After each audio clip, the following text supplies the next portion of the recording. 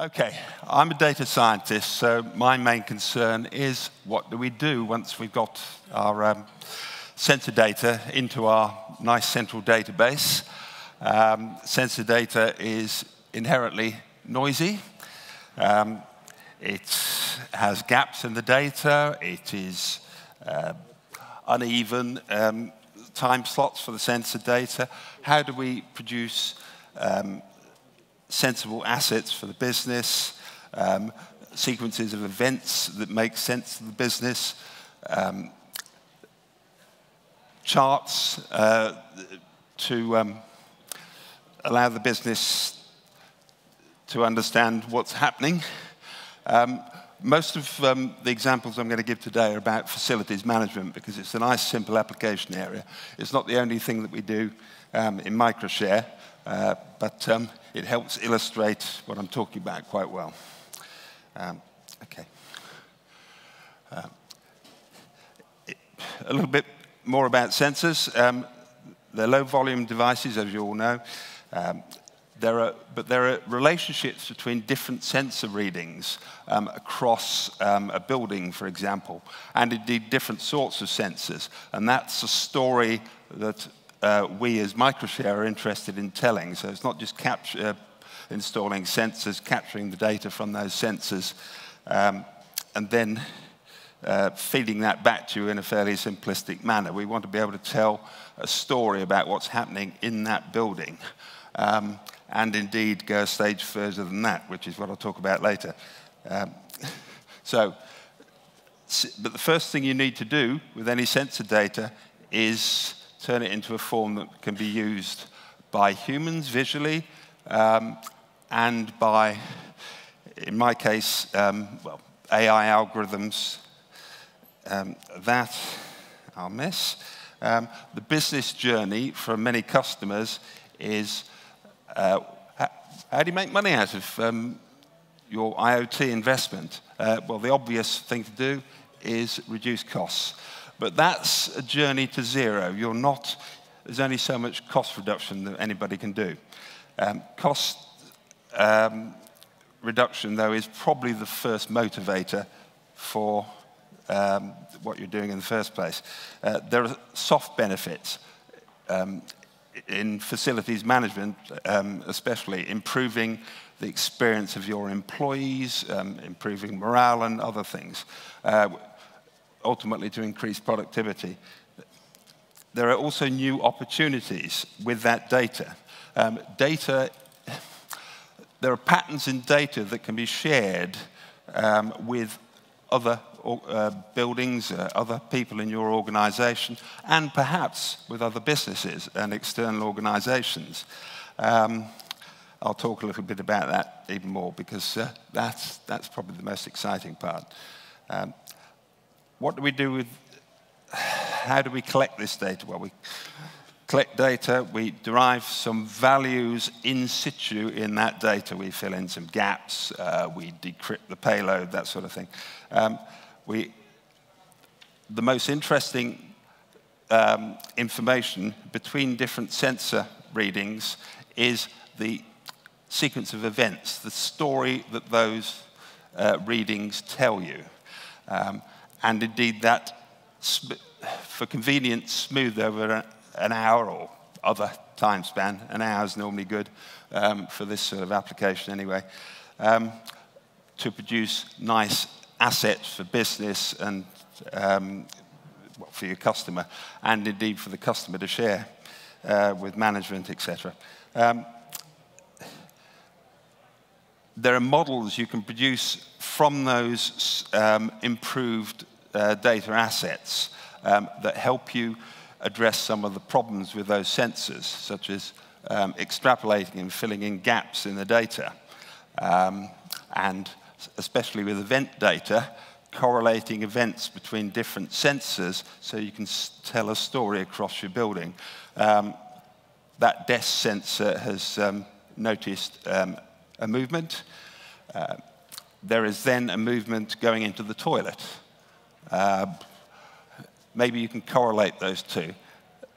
that person has gone to the toilet. Or there's a group of desks, and all of a sudden there's movement, and they're all unoccupied. But there's been some movement on the doorway into an office, a meeting room. What's happened? That department or subgroup has probably gone to a meeting. So there's these inferences that you can make from the sequence of events are very interesting. So there's three sorts of data. There's the raw data, there is event data, and there is smooth time data.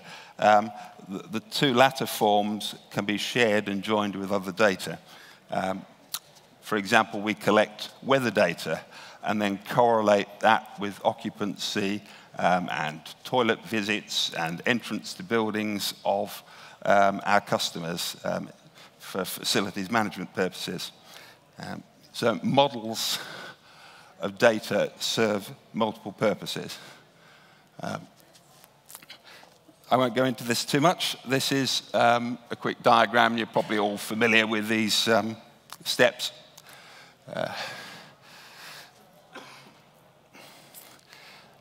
Okay, just very quickly, in order to improve data, you want to remove time, make it nice and regular, because algorithms work nicely with regular data. They don't work very well with random data at different time steps that slide through time, so you need to apportion your data properly. There's multiple aggregation levels that businesses are interested in all sorts of data. So there's aggregation in the time dimension, there's aggregation across sensors across your building, across floors, again, across different toilets, depending on what your application is. So this compressed data is also far better for joining with external data, such as the weather data that I mentioned earlier, and other data from the number of employees that you've had enter the building. If 100 employees enter the building, but only 50 sit down, what's going on? So again, there's narratives, there's stories that can be developed from what's going on there. So well understood data with well-disciplined shape, with the gaps perhaps extrapolated so it doesn't interrupt the story too much without too many distortions. Okay. I'll move on fairly quickly. That was the Azure environment, which we tend to use extensively now. Okay, to talk a bit more about models, because that's my main interest, producing data science, AI models to do interesting things with your data. So I mentioned gap filling and data extrapolation. There's obviously trends and predictions, so what's going to happen in a month's time on this day of the week for this group of desks, if we're going down to a fairly low level, could be an interesting thing to do, because something different, you're planning to do something and you want to see whether people are going to be there, perhaps. There are various edge conditions that can happen that are interesting. Again, on desk occupancy, which desks are least occupied, which desks are most occupied?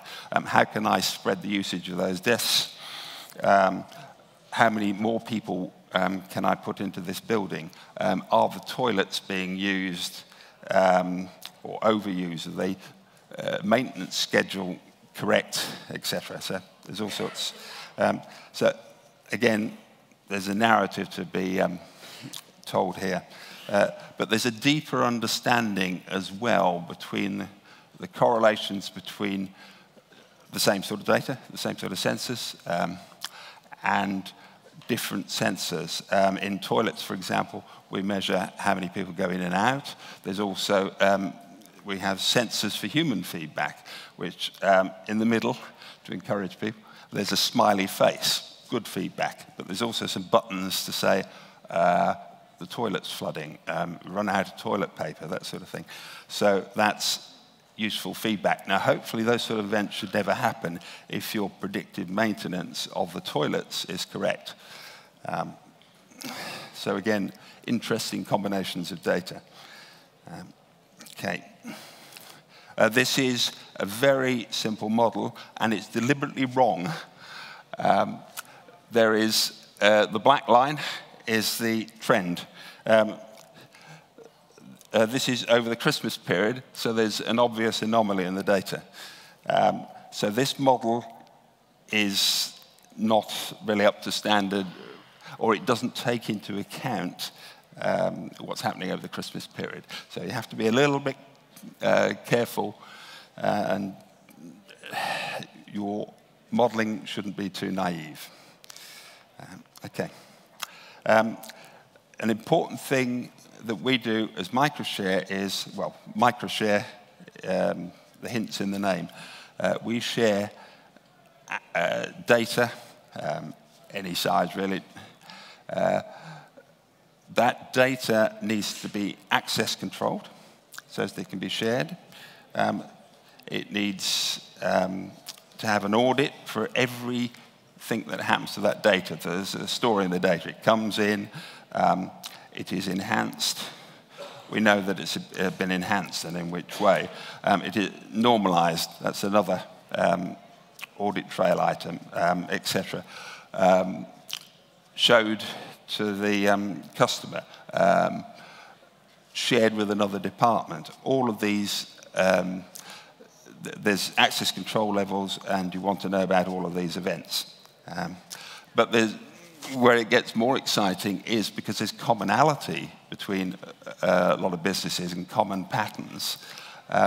Those insights, those models, even data generated from the models or your raw data, but after considerable processing and anonymization and aggregation, can indeed be shared, if you wish, and indeed monetized with external third parties. So it's a way